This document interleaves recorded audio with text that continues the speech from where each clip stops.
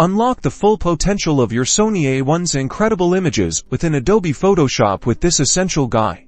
First off, let's get your Sony RAW files, the RAW files, into Photoshop smoothly for the most part.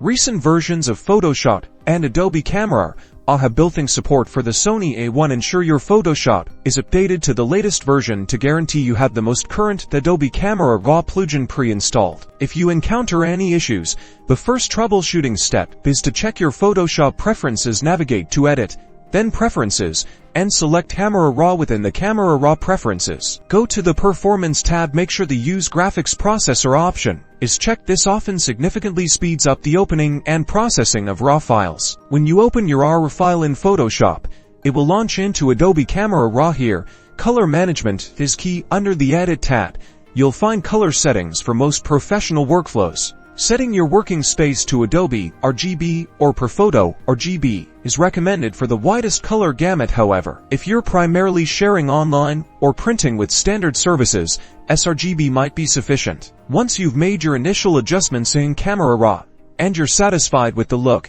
click the Open Image button. This will bring your A1's RAW file into Photoshop as a layered document.